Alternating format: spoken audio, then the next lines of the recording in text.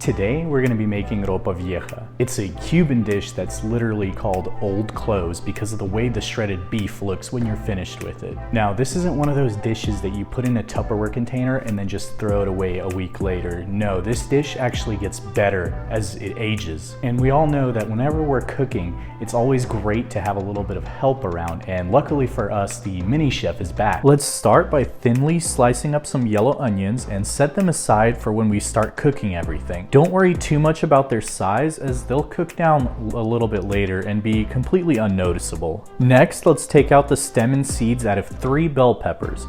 Use different colors just so the final dish will have a nice pop of color. Cut the peppers using a julienne cut, which is basically a fancy way of saying long, thin strips. Some chefs prefer to tenderize the pepper as well, but I'm not advanced for that technique yet. Anytime you're working with a knife, it's very important to remember knife safety. It's a good thing our chef is also trained in first aid. Now for Ropa Vieja, you ideally want to use a nice cut of beef with good intramuscular fat, like a chuck roast or some short rib.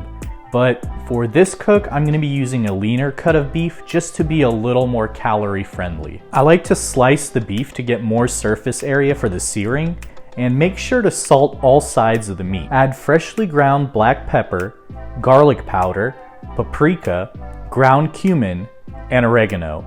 Like I always say, make sure to season all of the meat. You can just roll it out on your cutting board like so. Smash your garlic cloves with the flat end of your knife to make peeling it a breeze. Ideally, you'd use a garlic press to mince the garlic, but unfortunately my garlic press met some ginger root, and apparently ginger root is stronger than metal. But cooking is about adapting and being flexible, so just chop as finely as you can. Set a Dutch oven to medium-high heat, add in the olive oil, and let's start searing our beef on all sides to build up that nice fond on the bottom of the pot.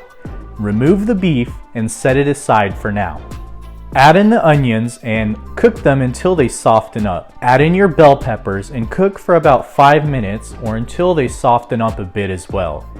Make a little space in the middle of the pot and add in the garlic. Cook until your whole house smells amazing. Now let's season our vegetables. 1 tablespoon of salt, some freshly ground black pepper, 2 tablespoons of Sauzon Seasoning, 1 tablespoon of garlic powder. Mix all that together and scrape all the delicious fond from the bottom of the pot. Add in half a cup of white wine and let that cook for about 2 minutes. Add in 2 cups of beef broth or water. Add in 1 can of tomato sauce. Stir and wait until it starts to simmer. Now it's time to taste our dish and add in any additional seasoning. Here, have a taste. My dish needed a little more salt and some red pepper flake for a little spice. Add in a couple bay leaves and let's nestle our beef back into the pot.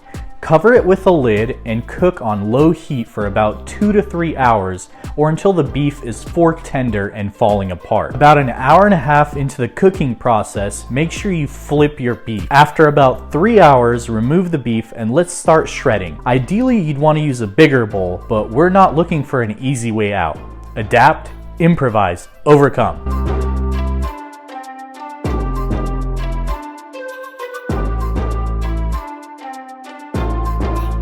Let's add the beef back into the pot. Just look at how amazing that looks. Add a couple handfuls of olives and cook for an additional 30 minutes. Now the food is technically done, but if you want the ultimate experience, it's best to refrigerate and reheat it the next day, just so all the flavors infuse together. Serve it up and enjoy it with some rice on the side. Enjoy.